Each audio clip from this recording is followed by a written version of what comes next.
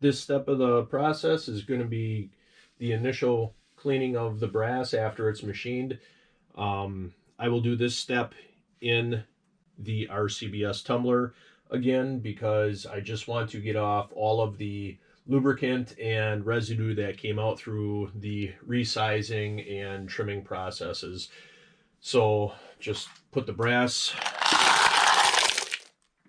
into the tumbler and start it up, and I'm going to let it go for about an hour, hour and a half again. And after that, I'll be putting it into the sonic cleaner.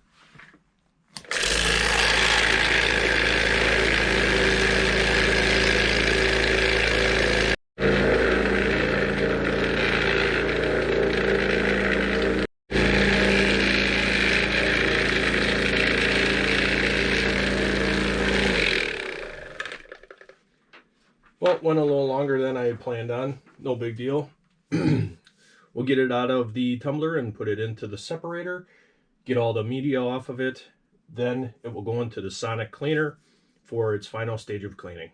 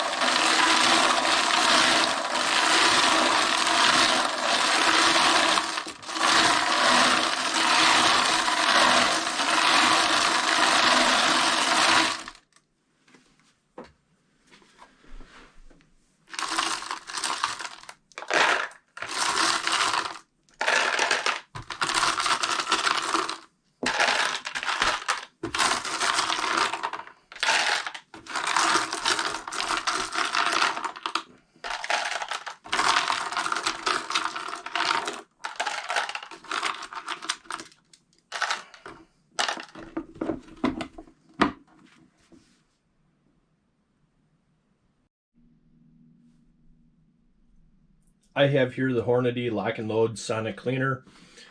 I use this for the final stage of cleaning for all my brass. Doesn't matter if it's pistol, rifle. I always use it for the last cleaning process because I just feel it gets the brass nice and shiny and residue free. So first things first, we'll turn it on. Take the lid off, take the basket out, and I am going to be using water. They say to use distilled water. I just use regular tap water. I keep filling the same jug up over and over again. I don't feel that I end up with any terrible water spots after the drying process. So anyway, fill this up with water.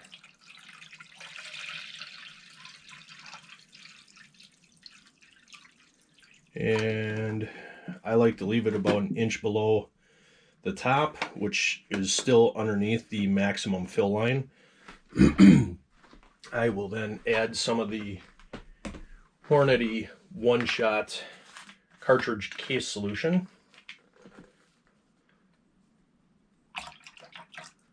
That's more than enough to get the job done. Now, I'll take all my brass, I'll put it into the basket. One thing that I will do before I put this in is I will take this basket and give it a shake.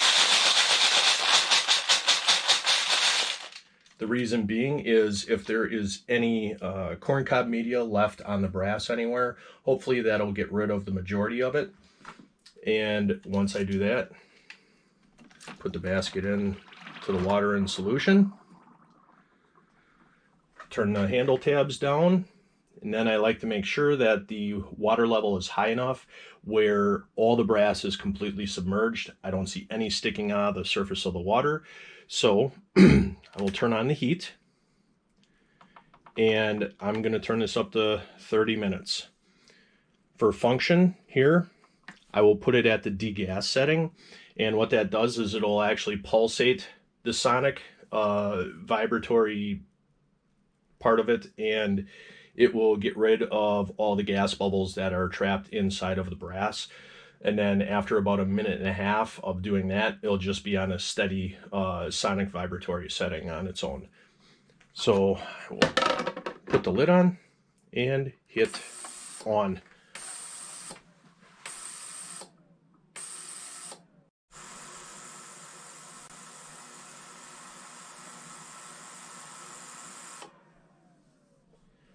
All right, it is all done. Turn the heat setting off, lift the lid,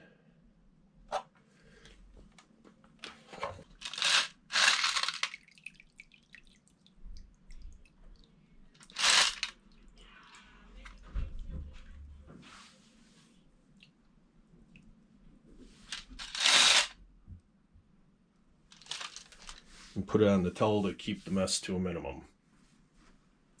I'm going to go rinse off that brass, and I will be back to put it on the dryer. The brass has been rinsed.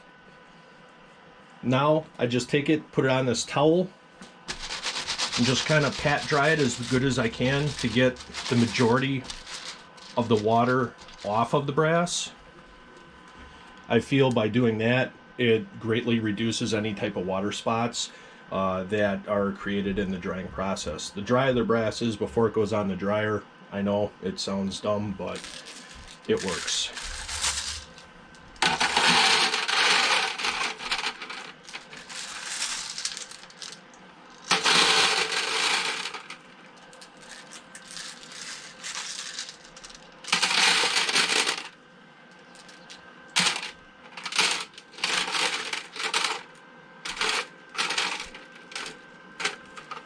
All right, so I've got it spread out evenly. Take the lid, put it on, and I will probably leave this go for about 2 hours.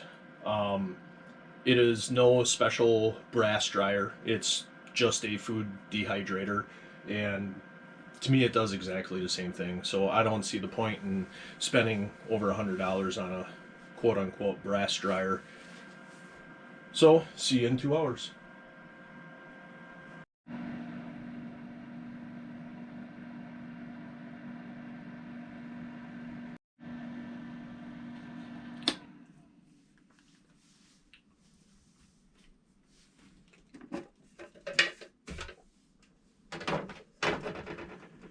I'm going to take this and just set it off to the side so that the tray of brass can cool. It will only take about 15 minutes and it'll be cold to the touch. Now that the brass is cooled, I'm going to put it off to the side, and I'm going to start working on getting the annealing machine set up and ready to rock and roll.